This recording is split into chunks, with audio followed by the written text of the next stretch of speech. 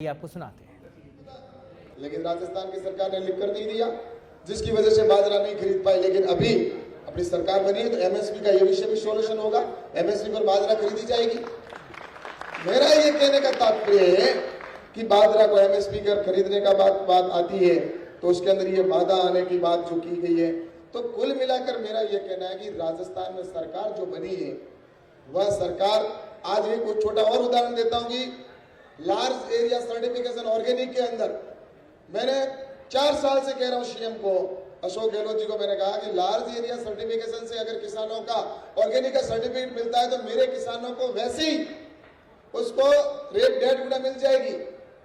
क्योंकि ऑर्गेनिक खरीदने के लिए लोगों के पास में सर्टिफिकेट, अगर कोई भी कंपनी खरीदेगी तो उसके पास सर्टिफिकेट होना चाहिए। आज अगर कोई किसान एमएसपी पर अगर ऑर्गेनिक कोई खरीदता है तो उसके पास सर्टिफिकेट नहीं है, क्योंकि हम तो वैसे ही उत्पादन करते हैं, यहाँ तो ऑर्गेनिक ही है अपने। तो बाजरा हो चाहे मूंग हो, मोट हो, जितने भी बरसात में खेती होती है उसके लिए तो हम पेस्टिसाइड, यूरिया का, डीएपी का उपयोग करते ही नहीं है, वो तो वैसे ही ऑर्गेनिक है।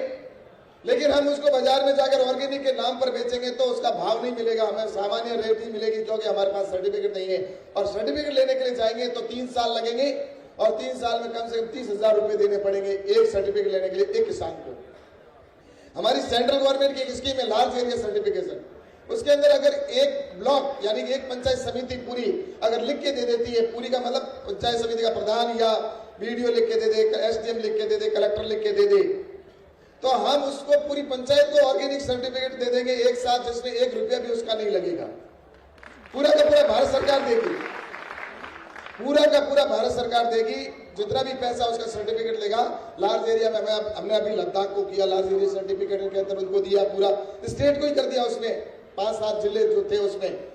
इसी प्रकार से हमारा ये पश्चिमी राजस्थान है जिसमें जोधपुर है, बीकानेर है, जैसलमेर है, बाड़मेर है, जालोर है या चूरू है, जहां पर बरसात के ऊपर पेस्टिसाइड का बहुत कम उपयोग होता है।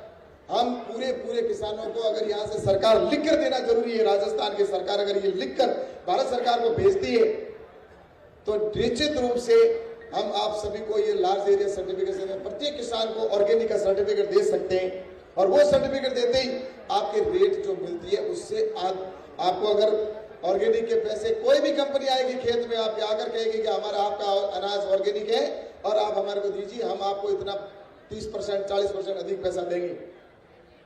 तो ये सारी चीजें जो हो रही है इसमें हमारे किसानों के लिए ये तो बाकी बहुत बातें, एफपीओ बनाए हैं। आज एफपीओ की वजह से 10,000 एफपीओ जो लक्ष्य लिया है, एफपीओ का उद्देश्य क्या है कि किसान को व्यापारी बनाना। अभी लघु उद्योग की बात की गई, लेकिन वो बात हमारे जो फूड प्रोसेसिंग मिनिस्ट्री के द्वारा भी इसकी स्कीम चलती है, एफपीओ के माध्यम से भी हमारी छोटी यूनिट लगे।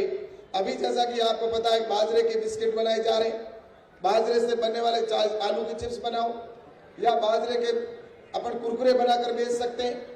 ये सारी चीजें हमें खुद को करनी होगी।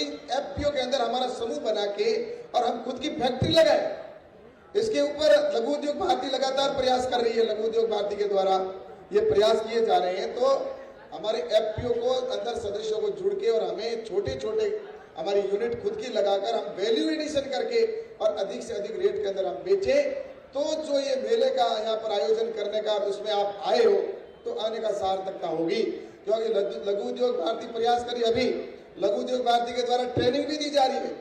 काजरी के अंदर इन्होंने बीच में 1 महीना या 2 महीना तक कैंप इस तरह से ट्रेनिंग देने का प्रावधान वहां पर व्यवस्था की। कई बहनों को ट्रेनिंग दी पर लघु उद्योग भारती के द्वारा, और उनको ताकि वो खुद के बिस्किट की फैक्ट्री लगा सके, खुद कुरकुरे की फैक्ट्री लगा सके, खुद अपने पैरों के ऊपर खड़ी हो सके।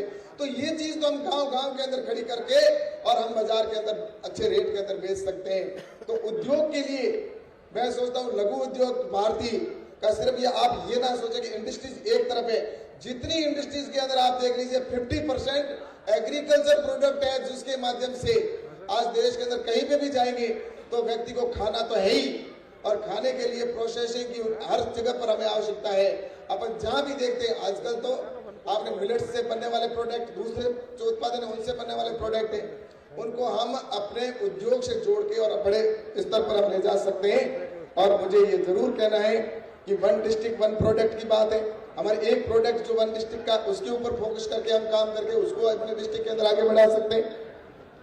और मुझे लगता है कि पश्चिमी राजस्थान के अंदर बहुत संभावना है हमारे यहाँ पर, और जिसमें आपने मुझे एक ये भी कहा कि जैसे मंडी टैक्स की बात की है, तो ये मंडी टैक्स पूर्ववर्ती सरकार ने लगाई, इसीलिए तो आपने उनकी छुट्टी कर दी। अब निश्चित रूप से हमारे बीच में